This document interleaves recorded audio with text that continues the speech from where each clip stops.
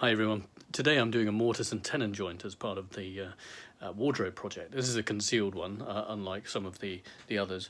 So the part of the wardrobe I've got in the workshop is one side that's going to have a pair of doors on the front. The base, you can see it there, down there.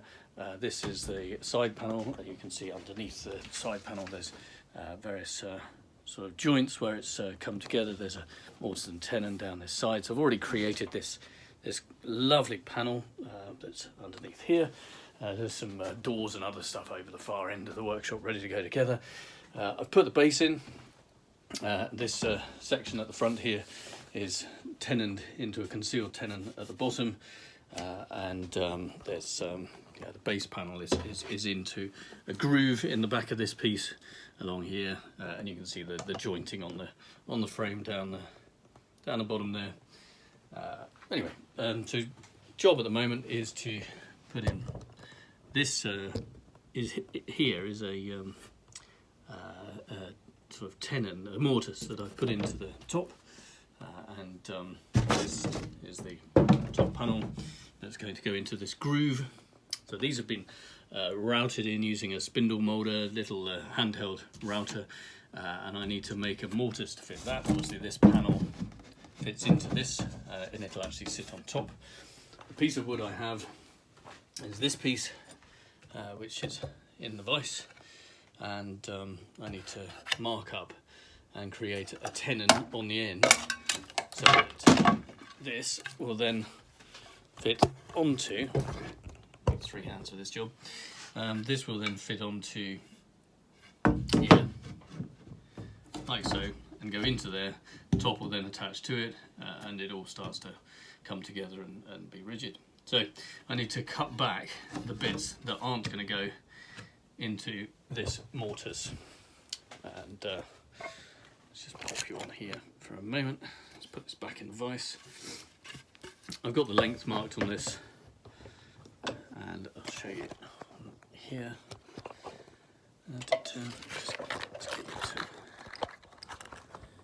Settle on here, there we go.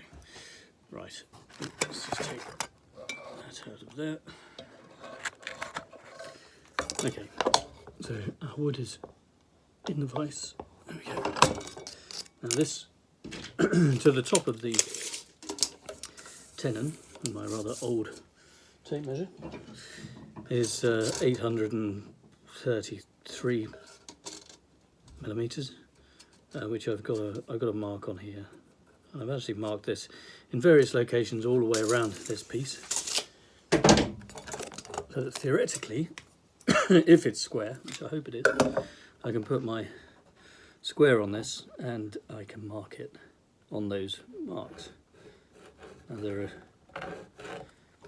two on each long side that I measured to the far end, and as I flip this over, what we'll find is that there are two more that I've put on here, and I can again mark these off. Now when I mark these, I'll just move you to look. That line has been drawn so that it's you can see it just running along the edge of that steel there. I'll move that away, you can see it. So obviously I'm placing the steel so that that line comes exactly on the marks that I've already put in place. Right. So theoretically, if I were to take this down the back and mark it off, on the, again there's a mark there, that's coming up to the line and meeting on the top. I'm going to do the same on the front, which I know you can't see, sorry about that. Theoretically, when I look at this line, it should run all the way around this. You can see there's a slight variance there, but it should run around it all the way around. Now this line should be square, and which means it's perpendicular to the timber, and it should now mark the sort of new base, and what I'm going to leave is the tenon hanging out that then goes into that hole in the side there. Right, so the next job with this is to mark where the tenon will be, and that should really be in the centre of this if I've done my work properly over the other side there. And we can actually. I do have a caliper. And placing that caliper into the gap here, tighten this off. Just taking care to get it right.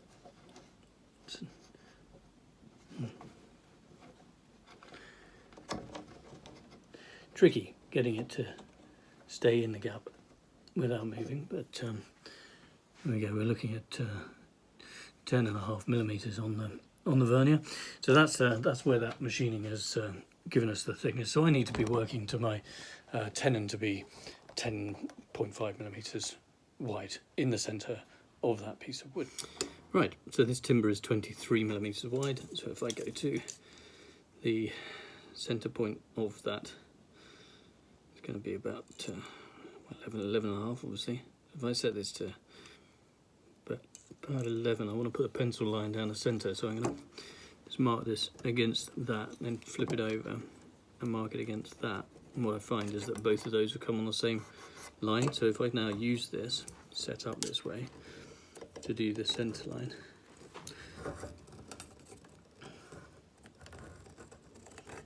I can just help myself to know where that centre line is on this piece there, because what I'm going to do is obviously go 5 millimeters either side of this with my mark. So if I can set this up so that I'm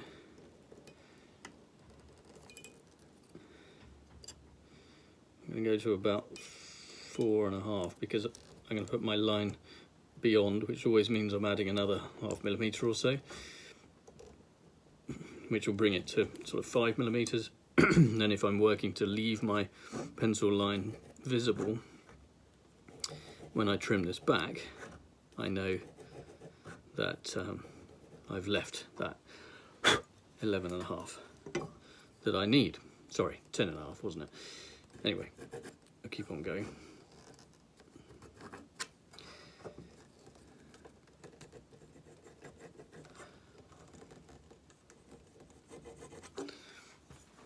When I measure this, I find that it is, as hoped, 10 millimeters wide, and the lines are kind of outside that, which is good. Right, now I need to measure where the ends of this tenon are, so we'll do that next. So take this and put it over so I can take this one out for now. I've marked the front on this, so I know which one's the front and which one's the back, because that's the better surface. So the front needs to be, obviously, on the outside here. That's the way up it's going to go.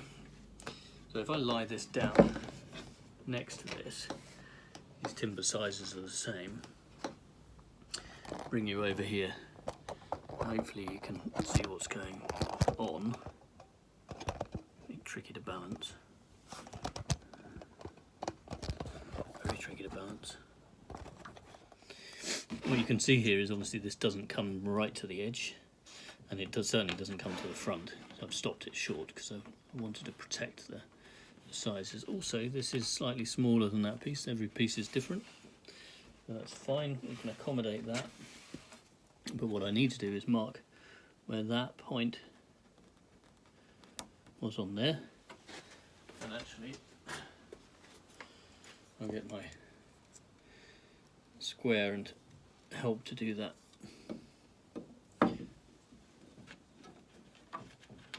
On here.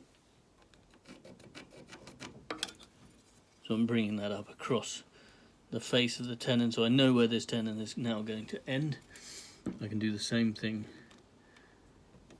on here, though actually, now this end you can see, because it's a slightly different size, where if I were to cut this out and make it square, then we would potentially be loose in the hole. So I may end up carving this off and trying to follow it exactly with the shape of the mortise.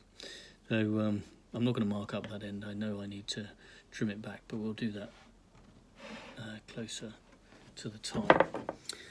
So we need to mark where all of these lines come down the side, so that we've got visibility of them when we're cutting, and so that one there, for example, and the same the ends. It's a bit tricky. It's quite a small thing. You can, if you have a there's a tool to do this, which I can't remember the name of. I've got one somewhere in my chest, but actually we could do this with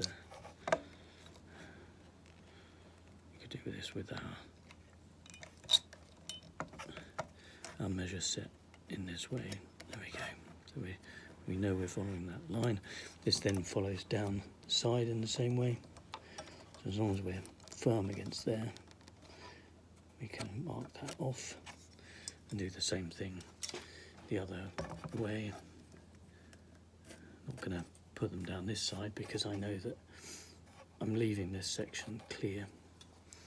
So this part here is the part that remains. So yeah, so we'll be cutting around, trying to keep this piece. Shouldn't normally, that's normally the other way around, isn't it? Anyway, you know what I mean. Same thing here, mark that down the side.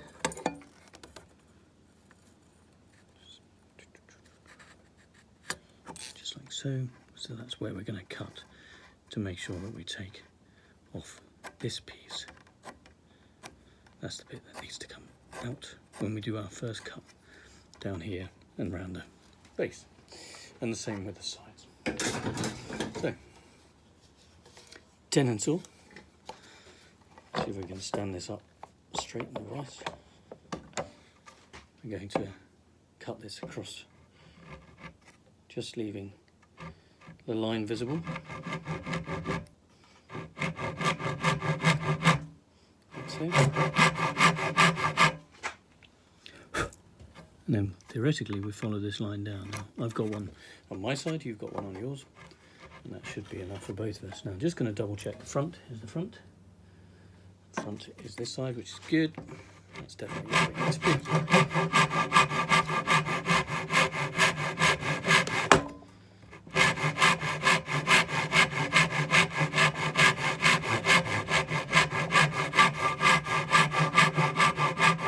Okay, obviously these can run off slightly because I'm going to be taking off the end. That one you saw may not have run perfectly square, which is fine. These are more important because these make up the sides of the tenon. So I'm going to be running down, running down the sides of the tenon to put those on. Again, leaving the mark visible. If I can see the line, I know that I haven't taken too much.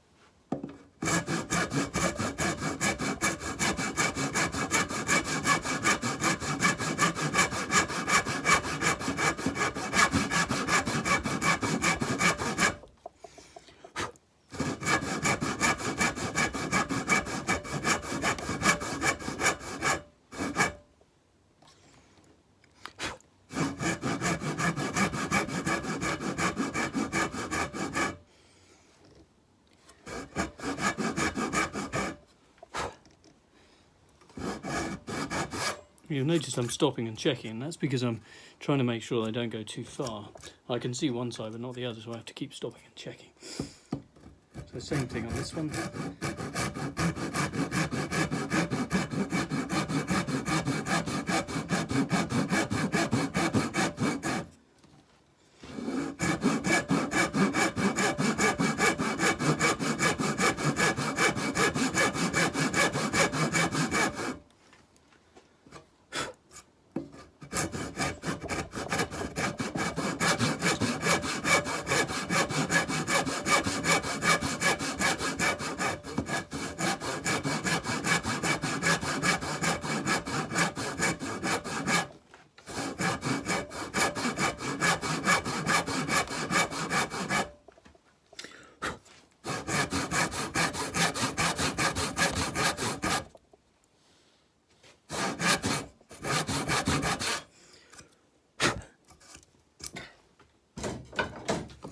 all good stuff.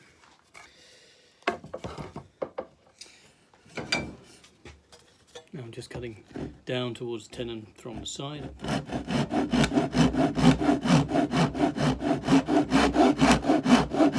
Notice the way I'm holding this saw, finger outstretched, pointing the way I'm going. That's how you should use the tenon saw.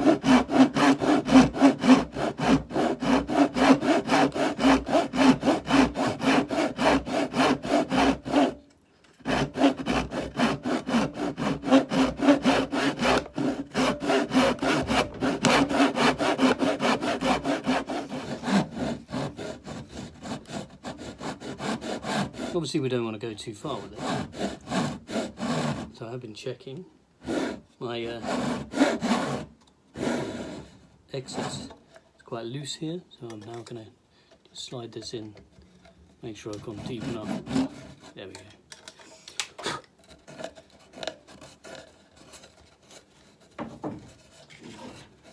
There's a little bit in the corner where it hasn't quite gone all the way, so I'm just going to run a chisel along there. Take out those bits, make sure that it's definitely square, which it is. Happy days. So now we can see we have this end, so this piece is off. I need to get rid of that piece and I need to get rid of this piece underneath. So I'll do those next.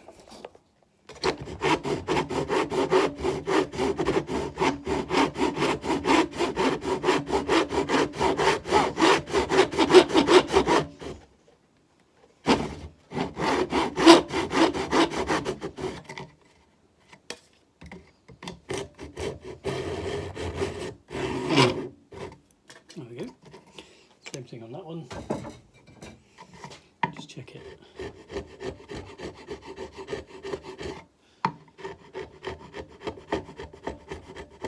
Any leftover bits in the corner.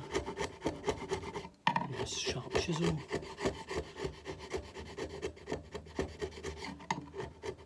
There's more in this one.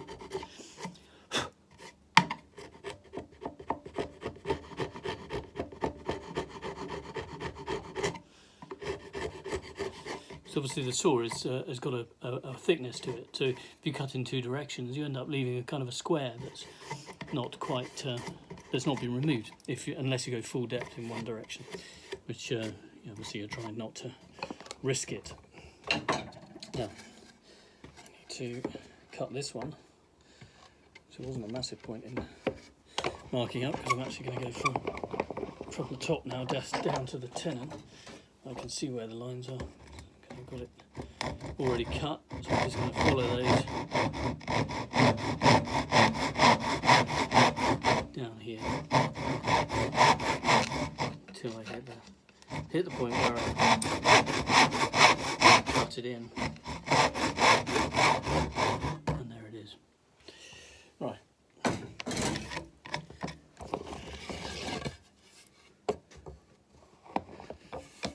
So we now have a tenon, but this tenon won't fit because it's rounded in the frame where I used a spindle moulder with a round end, so I'm actually going to have to round this off, and I can do that with a bit of, so there's two ways you could do it. You could either square up the tenon hole, which you could do, or I could round this off to go in. It doesn't really matter, but I suppose I could round it off, might be more fun, but let's round it off. Let's just do a little bit of shaping with a saw where I think that would be. So the rounding on this is going to set you up a bit. It's going to be onto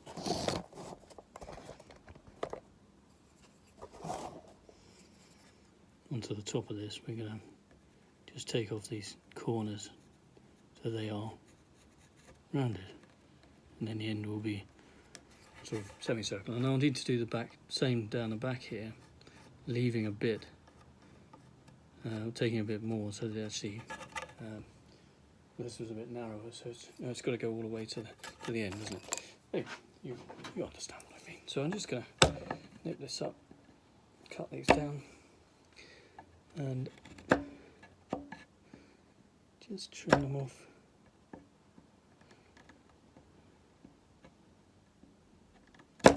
Bit like so.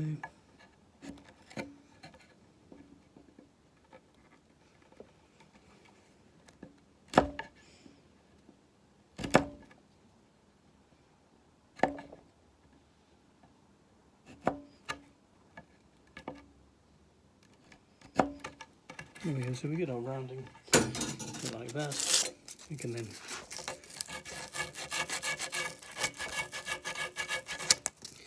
round it in, like so.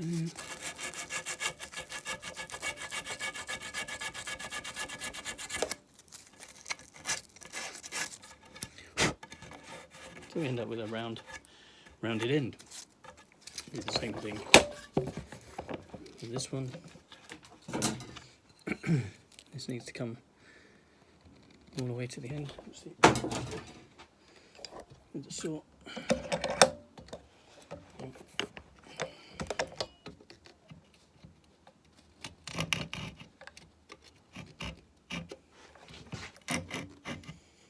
Just to stop it splitting off.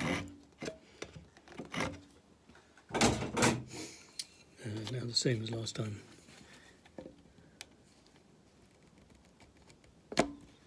Just going to take these down so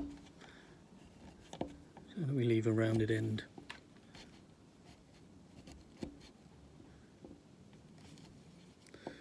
Just being a bit cautious with this one because I know it comes shy of the end, so I want to check it, see how it looks when we offer it up to the hole. The thing with woodwork, you can always take away more, can't really put it back.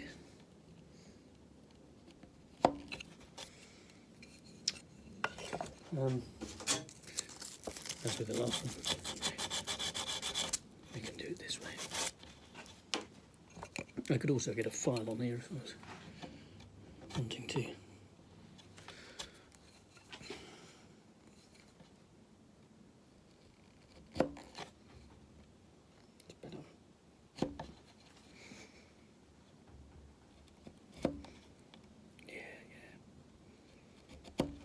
Good.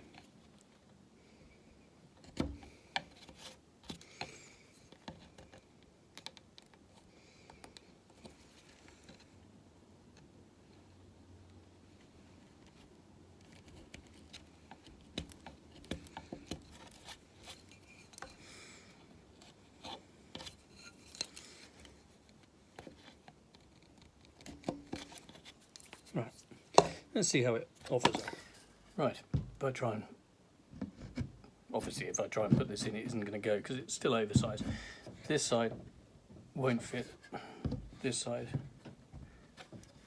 will go in.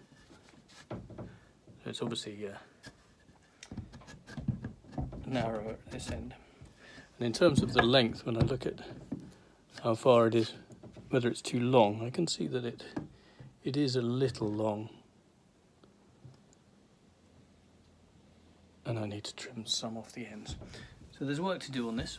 I'll just clean it up a bit more. I could do this with a sharp file or a sharp chisel. I've got a nice little sharp chisel here. Just gonna remove some of this along the back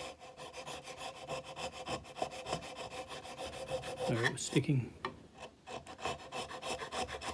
Again, check those corners. What I can do with this is use the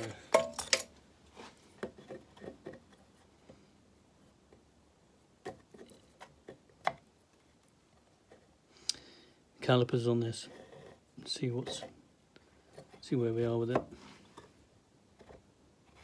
It's pretty even. It's still probably not enough.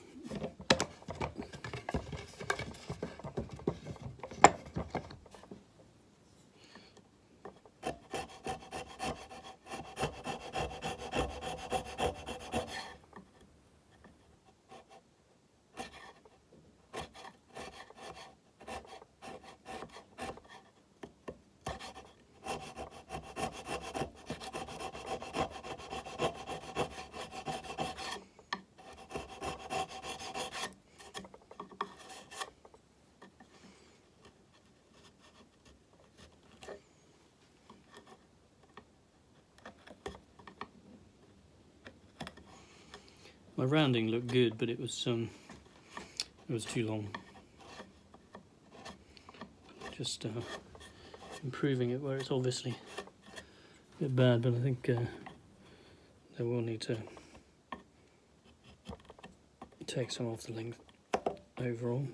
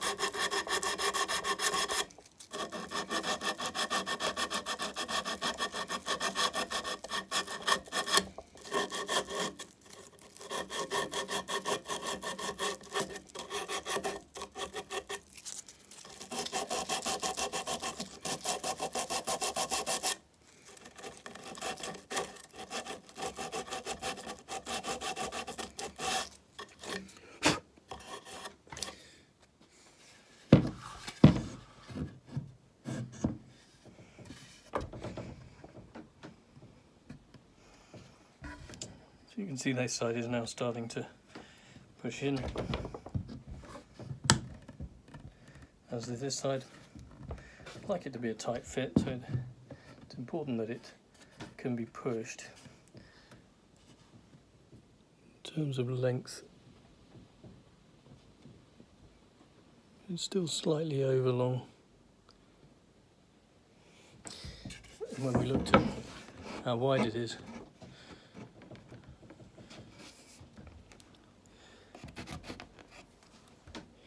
we know that it's about 1 millimetre shy, so, and that's reflected in the tenon hole. It comes to about 1 millimetre shy of the end, so this rounding really does need to be at the end of this hole.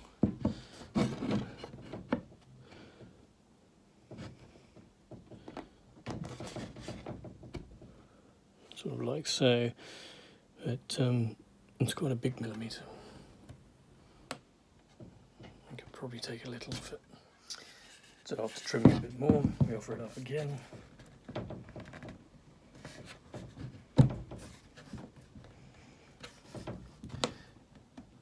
Okay. And we compare the length, see how we're doing. And I'm going to keep repeating this process until it is exactly the right shape and size. Okay, so we get to a point, having trimmed it a little bit more, that now fits. And it fits all the way around, and it's a really nice fit, and it's square, and it's exactly as it should be. The tenon is too long because I've left it over length, and I need to trim that back. So what I'm going to do is just pop this out of here. There we go, nice and gentle. And I'm going to get my square and just pop this into here. Let's loosen that. What this does is allows us to set a depth. So you can see I put these down to about 9 millimeters depth on the mortise. So I need to trim the end of that back to 9 millimeters. So 9 millimeters, we can see that this is 15 and we need it to be 9. 9 is actually about there. You can mark it here. Okay. You can actually draw a line across that. It's a bit tricky. It's about there. And that should then, yeah, so that's 9, 9. A bit less than 9. Oops. So, yeah, we can then use that to cut this to length.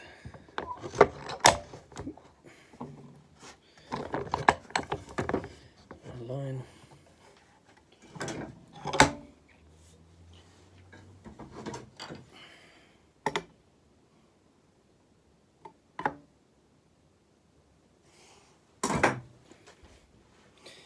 I'll just cut this straight through, taking off that line.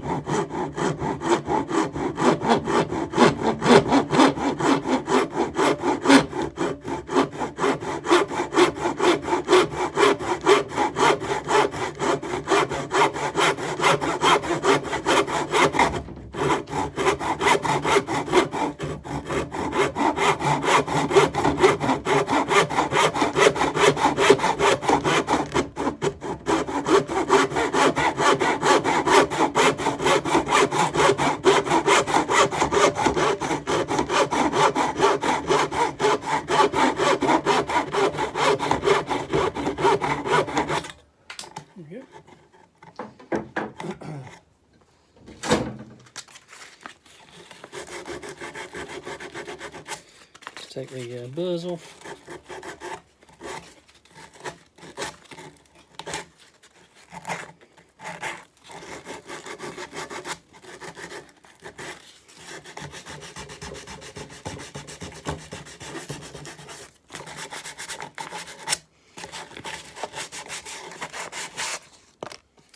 And this should then slot into here, just like that, which it does perfectly. So what I need to do now is get some glue or adhesive, wood adhesive, and stick this in. Wood adhesive.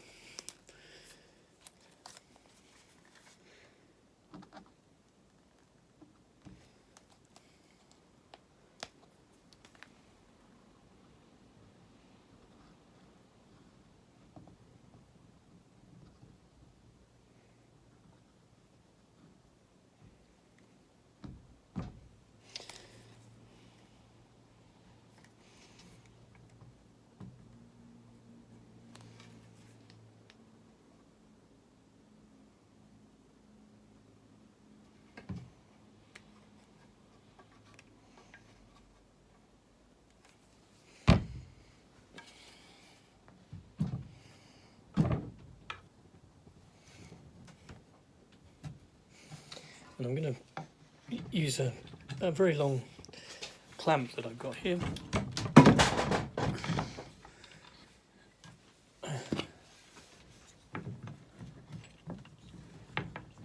Just to tighten this up.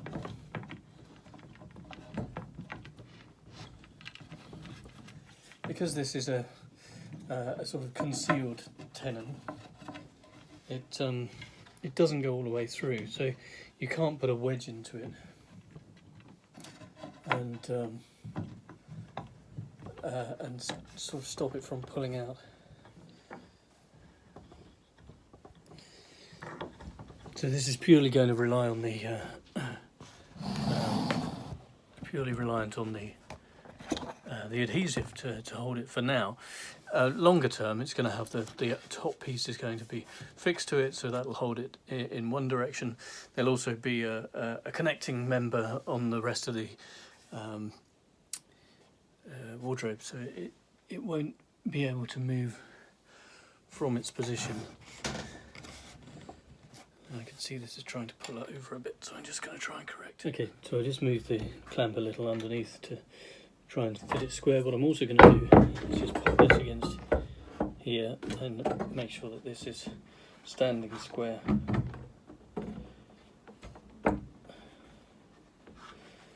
Like so.